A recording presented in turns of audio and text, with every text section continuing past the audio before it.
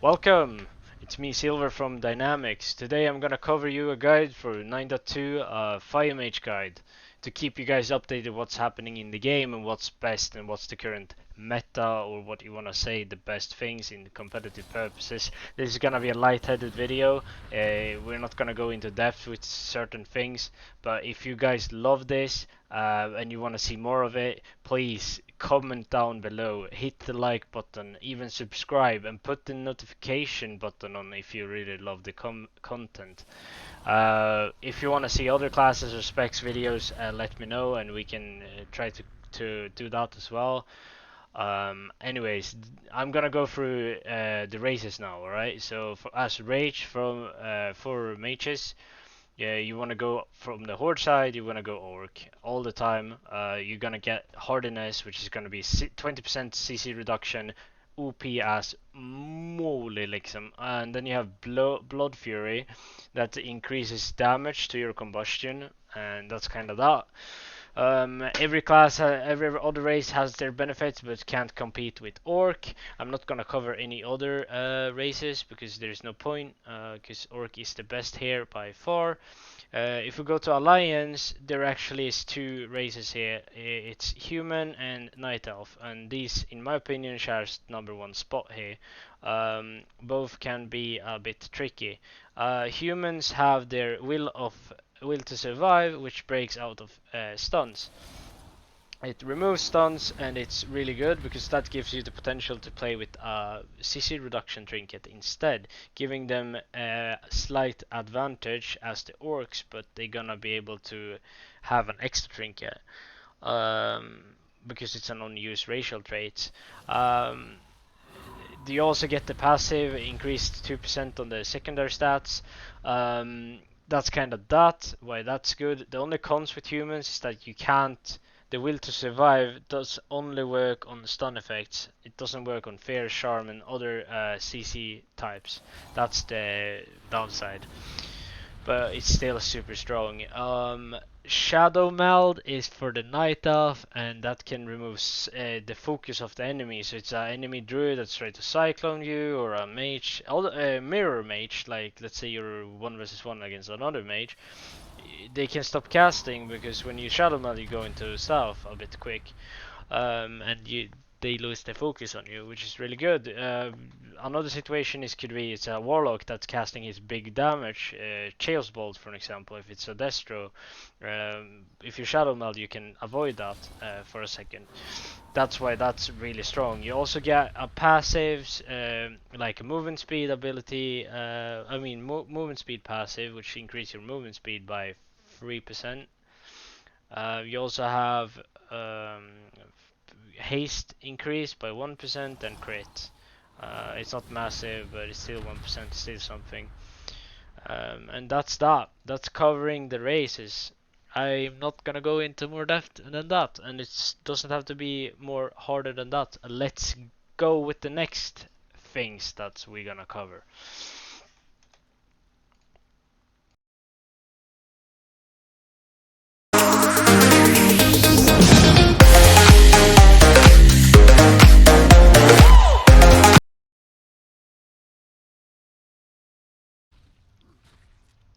Right, we're now back here in Orgrimmar. I'm at the target dummies here. I'm gonna show you gear stats priority, Covenant soulbinds, conduits. I'm gonna show you stats priority as I already said. I'm also gonna show you a little bit about damage rotation. I'm gonna explain about talents and PvP talents lightly, because I want this is gonna be a fast video. If it gets popular and you guys want more, or anyone wants more content, more in detail, specifically at Fire Mages, let me know in the comments, and I will do that. If there's any other class or spec that you guys want to see, I can talk to the others, and we can maybe make some more videos covering that, and we're gonna help each out here. We're gonna start with the gear priority, right? And that's gonna be stats and gear. So the stats is gonna be versatility, haste. That's gonna be by default best things you can have, and if there's a stat that you can't get, you're gonna go crit. Alright, Gear priority is gonna be what you think about when gearing and upgrading is that you want to focus on what's giving me the most primary stats and armor, because that's primary stats and armor is gonna give you the character the most power, and you need power in order to do damage and survivability and everything. So that's from A to B. Gear does make different and have a huge impact, of course. It's not gonna be like life or death situation, but it's gonna make it life easier. I'm not gonna go and explain why and how. We're gonna keep it simple and lightheaded in this video. So you're gonna start with the weapon. You always buy first, chest, then second, legs, head, shoulders, feet, hands, waist, cloak, and wrist, and then you can think about like neck and rings, and then lastly you have the PvP trinkets.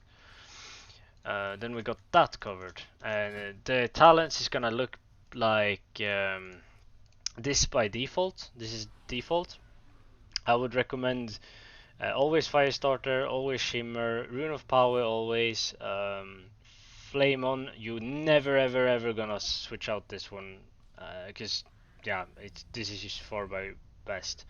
Ring of Frost, you play like 80% of the time. Sometimes you can switch to Ice Ward if you're like against Warrior, that like that situations, but usually 9 out of 10 times you kind of play Ring of Frost. Living Bomb is the only option here. This row is completely useless. Living Bomb is the only situation here is like if there's a rogue or any other stuff that you don't want them in stealth, you can't reach them, but you can reach to get the Living Bomb. It will save you a little bit of time. That's the only situation. Last row we have Kindling, Pyroclasm, and Meteor. I would say Kindling by default. To reload your combustion. Pyroclasm you never play in arena. It's a RNG, super massive damage, but it's an RNG. It's have a 15% chance, so it's too random in order to get beneficial in the arena, because we want consistently in the arena.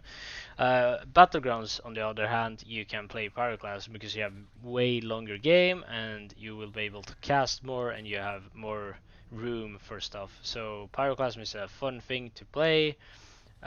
In that regards, so yeah, test that out.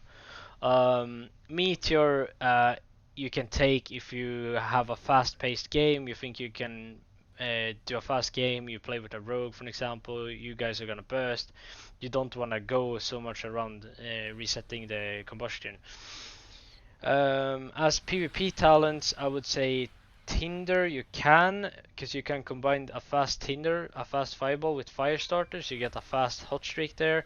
Otherwise, the talents that you're gonna have your eyes on is gonna be G-Pie and Ring of Fire. The rest is kinda useless. Wall and Flame you never play. Controlled Burn, no value. Prismatic Close, now it's too less damage. In value, you never use that. Netherwind Armor, rarely, maybe the only few value it has, maybe, but I would say like reduces the chance you will suffer by 15%. It's low.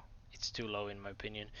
But anyways, what you can, if you play 2 versus 2, I would go G-Pie.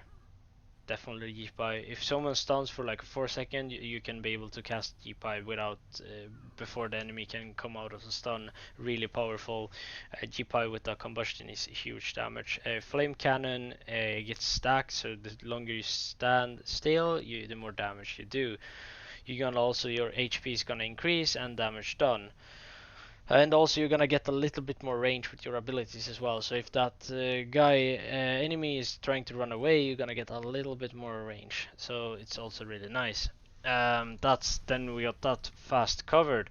Regarding the damage rotation, I would start with a fireball and into combustion. We want to have like 7 to 6 pyroblasts, which we can do if we're thinking and going straight. We're gonna get an easy hot streak first if we can fireball first and then combust, and let's do that. So it's following fireball, combustion, fireblast, pyroblast, fireblast, pyroblast, fireblast, pyroblast, phoenix flame, pyroblast, phoenix flame, pyroblast, phoenix flame maybe, and then pyroblast, and then Fire Blast and maybe another Pyroblast. So it's like boom, boom, boom, boom, boom, boom, boom, boom, boom, like that. That's how you play it. After you always go shifting power, so instantly shifting power, so you get your CDs back up. You don't want to get interrupted on shifting power because it's really nice CD recovery there. That's kind of like that. Yeah, if you have a damage trinket like the new brand new resonator, you can pop that out when you do your goes, let it explode on them and deal additional damage.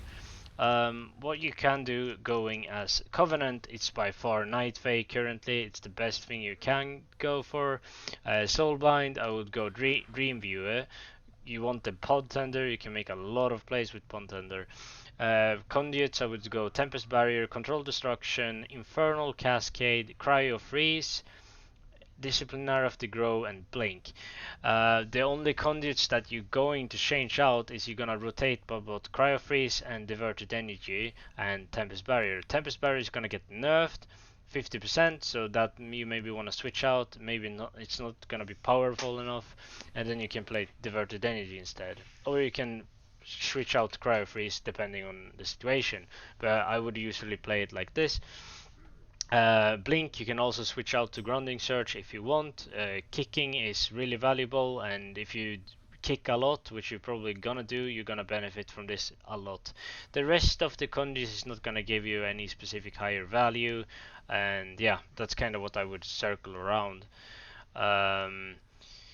Yeah, then we got that covered. It's also the Soulbind Soothing Voice. I would always go for 90% after the sheep or whatever. It's really strong. 90% movement speed. Whew, sheesh. Yeah, that's really good. You got a haste buff after the shifting power. 15%, really strong. That I would also recommend. You don't have any choices here anyways. Some Nabnos I would play as well. Nothing really of value.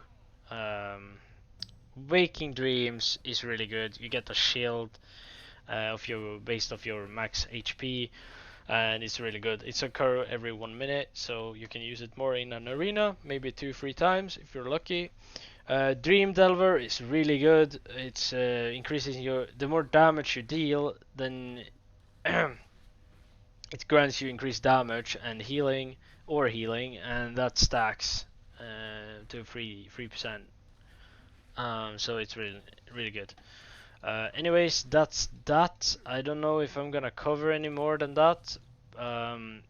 If you liked the video, please thumbs up and comment down below if you guys want a part 2 more in detail, and if there's any questions, put those in as well, and I will see you next time.